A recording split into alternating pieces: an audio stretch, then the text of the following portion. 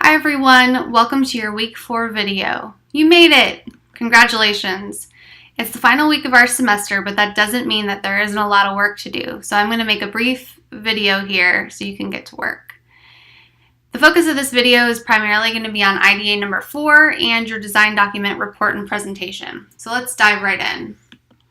Up until this point, you've been planning to run the entire race. You've been working on building the whole course. For IDA number 4, you're going to fully design one of your enabling objectives, just one. And this does not mean that you need to develop all of your materials that will be associated with it. You're just designing it for now, so you'll just be writing it out for me.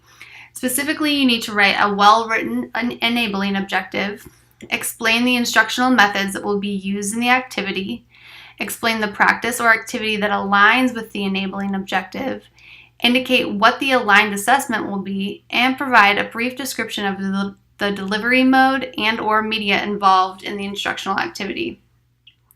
I'm only asking you to do this for one enabling objective because of the brief nature of our course. In a full-length semester, I'd ask you to do this for all of your enabling objectives. So now you're probably thinking, that's it? But I don't want you to forget about your alignment. Go back to the work you completed for IDA number 2 and number 3. Look at them as you plan. You also might want to use the table that you previously saw and maybe even use from job aid number 4, which is pictured here and located in this week's content folder. Additionally, use job aid number 5, development, to guide your thinking as you work through what this activity might look like. I also want you to keep in mind that you'll actually need to develop one aspect of this fully designed activity so you can provide screenshots of it in your design document report. Now, this could be part of a slideshow, a handout, an exit ticket, a survey, any part of your learning activity.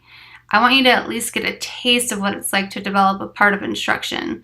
You can think of this as a brief prototype. Don't worry, I'll identify aspects that you could develop in your IDA number 4 feedback, and I'll make sure that they're manageable aspects that you could do with a quick turnaround. So since we're talking about an aspect of the design document report, let's just talk about all of the report. Your report should be structured around 7 main elements: the executive summary, needs assessment, content or course map, objectives and test items or assessment items, description of your developed activity, including screenshots of one fully developed aspect of your activity, your implementation plan, and your formative evaluation plan. I know this sounds like a lot, but you've completed about half of it already. So let's talk about each item. The executive summary is a brief 3 to 4 paragraph summary that summarizes the purpose, goals, and approach of your course. That's it. You're just summarizing basically why you're doing this and how you're doing it. Really short. The next few things are things that you've already done. So you basically need to revise and copy and paste it right into this report. So the needs assessment is essentially what you turned in for IDA number 1. You'll just need to make your necessary revisions. The course map is, what you turned in for IDA number 2. Again, you're going to make necessary revisions. You may have already even made them. Next are your enabling objectives and test or assessment items, which is what you developed in IDA number 3. Again, make any necessary revisions before adding it to your design document report. The next part is the description of your designed activity, which was IDA number 4. Make your necessary revisions and add screenshots of one aspect of your fully developed activity. So that's the one new part that you'll need to do. So you'll need to create or develop one of those aspects of your activity. Also provide a brief description of, what it is that I'm looking at, so I have an idea. And then the final 2 aspects are also going to be totally new, but they're going to be brief. So the implementation plan is a new item.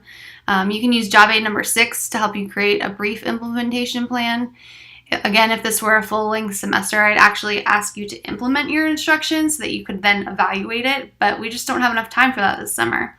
So this can be really brief. Just make sure it addresses these 5 questions. Who will be teaching the course? What kind of support will be available to instructors while the course is underway?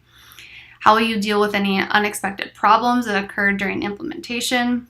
How will you manage changes? And can you think of any other implementation issues not listed above that you may need to address? That's it. The last part is your evaluation plan. Also, this is going to be pretty brief. You should use job aid number 7, evaluation, to help you with this. But the first thing that you're going to do is you're going to identify your goals for the evaluation. So they could be related to perception, learning, and or performance. For each level that you choose to evaluate, so perception, learning, and performance, you're going to need to detail the plans for administering the evaluation and what tools you'll use in that evaluation.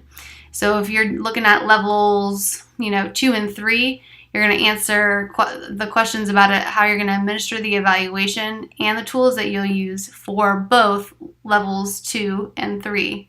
So you'll have kind of 2 separate sections there. So this plan is going to be highly dependent on your course, the one that you've conceptualized. So the lengths of this evaluation plan are probably going to differ from person to person. So that's it for your report. The only other thing that I'd like you to do is create a presentation screencast for the course that you've designed. Again, this should be brief as well. No more than 7 minutes, please. Hit the highlights. Give us your terminal objective, your enabling objectives, and highlight the fully designed activity that you created for IDA number 4. Remember that less is more, so pictures and images are better than lots of text. If you have questions about how on earth to record a screencast and post a link to the discussion board, please get in touch with me before Friday or Saturday night. Okay, final week checklist. Here we go. Readings are shorter this week. So you're going to read the MRK textbook chapter number 15. You're going to review job aids 4 through 7, which are located in the week 4 content folder. You're going to choose one reading from the trends and issues in various settings folder. They're pretty short chapters. There are 2 optional readings, so not required, and they're in the supplemental readings folder. Finally, your activities. As always, your initial manic discussion post is due Wednesday by 11:59 p.m. Your response is due by Sunday at 11:59 p.m. And so now, listen up right now, because this is different than normal. Pay close attention. IDA number 4 is due on Friday, August 3rd by 11:59 p.m. This is so I can give you feedback on Saturday that you can use and make revisions with for your design document report. Your design document report and presentation are both due on Sunday, August 5th at 11:59 p.m. If you have any questions or concerns, just let me know. Thanks, and I hope you enjoy the last few weeks of summer before fall semester begins.